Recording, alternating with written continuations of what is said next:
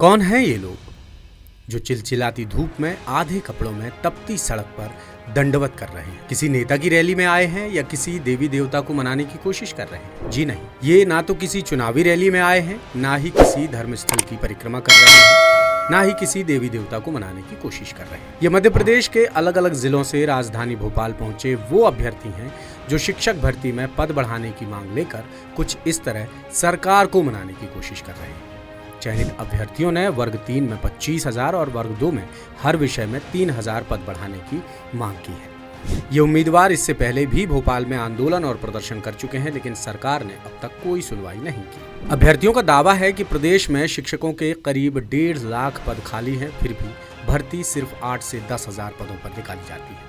जनजातीय कार्य विभाग में करीब 50,000 और लोक शिक्षण संचालनालय में लगभग 1 लाख शिक्षकों के पद खाली हैं, जबकि करीब 50,000 अभ्यर्थी दोनों परीक्षाएं पास कर चुके हैं, लेकिन पदों की संख्या कम होने के कारण उन्हें नियुक्ति नहीं मिल पा रही है, जिससे पात्रता और चयन परीक्षा पास करने के बावजूद हजारों उम्मीदवार नौकरी से वंचित हो रहे हैं।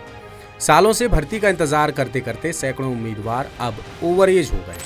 चयनित अभ्यर्थियों को कांग्रेस का भी साथ मिला। नेता प्रतिपक्ष उमंग सिंघार ने सोशल मीडिया पर लिखा कि मध्य प्रदेश में युवाओं के भविष्य और शिक्षा व्यवस्था के साथ खिलवाड़ कब बंद होगा। नियुक्ति की आस में वर्ग 2 और वर्ग 3 के शिक्षक अभ्यर्थी भोपाल की सड़कों पर उतरने को मजबूर हैं। जनजातीय कार्य विभाग से लोक शिक्षण संचालनालय तक पैदल मार्च कर रहे इन नौजवानों की मांगें पूरी तरह न्याय संगत हैं। योग्य होने के बावजूद सालों से नियुक्ति के लिए दर दर भटकना और अपनी ही जायज मांगों के लिए बार बार सड़कों पर लाठियां, धूप सहना शिवराज मोहन सरकार की रोजगार विरोधी नीतियों का जीता जागता प्रमाण है। विपक्ष के नाते मैं मुख्यमंत्री और शिक्षा विभाग से मांग करता हूं कि इन युवाओं की सुध ली जाए, इनके प्रतिनिधि मंडल से संवाद कर तत्काल नियुक्ति की प्रक्रिया को गति दी जाए। युवाओं के सब्र का इम्तिहान लेना अब सरकार बंद करे। इधर अभ्यर्थियों ने कहा कि वो करीब 9 महीने से अलग अलग तरीकों से सरकार तक अपनी बात पहुंचाने की कोशिश कर रहे हैं। धरना, प्रदर्शन, मुंडन और मार्कशीट दहन जैसे जतन भी कर चुके हैं, लेकिन सरकार कोई ठोस निर्णय नहीं ले रही है जो समझ से परे है। लिहाजा उम्मीदवारों ने चेतावनी दी कि अगर जल्द पद वृद्धि का आदेश जारी नहीं हुआ तो आगे बड़े स्तर पर आंदोलन किया जाएगा। लेटेस्ट,